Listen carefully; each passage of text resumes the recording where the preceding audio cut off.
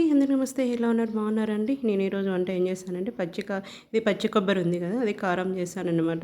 వాసన చూస్తుంటే కడుపు నిండిపోతూ ఉంది. చాలా బాగుంది కారం. చట్నీ చేసుకోకుండా అప్పుడప్పుడు ఇలా కారం చేసుకొని తింటే చాలా బాగుంటుంది. దానికి ఏమేమి కావాలో చూసేసేయండి. కొబ్బరి ఒకటి తీసుకున్నాను, పచ్చి కొబ్బరి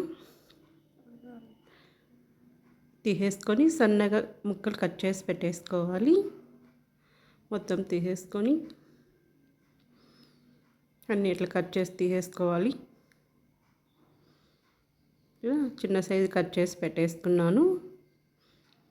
కట్ చేసి పెట్టేసుకొని అన్నీ మిక్సీలో వేసేసుకోవాలి. తెల్లగడ్డలు ఒక 3 తీసేసుకున్నాను, అవి కూడా వేసేసుకుందాం.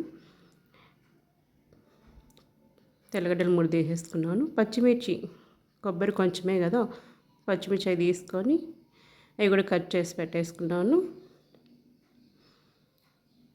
మరి అంత మెత్తగా లేకుండా కొంచెం మిక్సీలో పట్టేసుకుంటే సరిపోతుంది. ఇక్కడ వేసేసుకొని చూసారా, అలా చిన్న కట్ చేసి పెట్టేసుకున్నాను. ఇప్పుడు కొంచెం సాల్ట్ వేసేసుకుంటున్నాను. సాల్ట్ వేసుకొని మిక్సీ పెట్టేసుకోవాలి. ఇంకా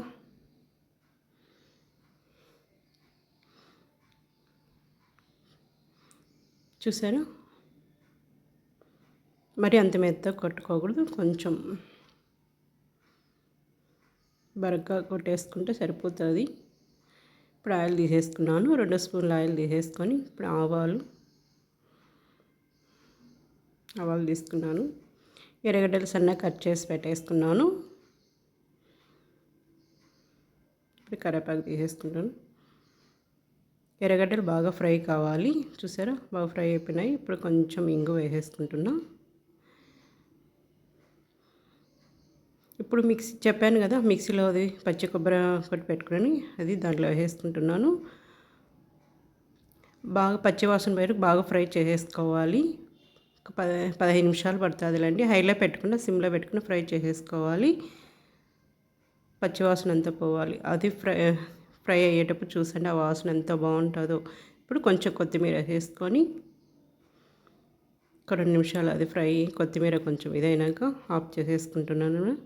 ఎలా ఉంది పచ్చి కొబ్బరి కారం? బాగుందా? కొంచెం చేసేసుకొని ఇప్పుడు ఆఫ్ చేసేసుకుంటున్నాను. ఎలా ఉంది పచ్చి కొబ్బరి కారం? బాగుందా? అప్పుడప్పుడు ఇలా చేసుకొని తింటే బాగుంటుంది కదా. బాయ్.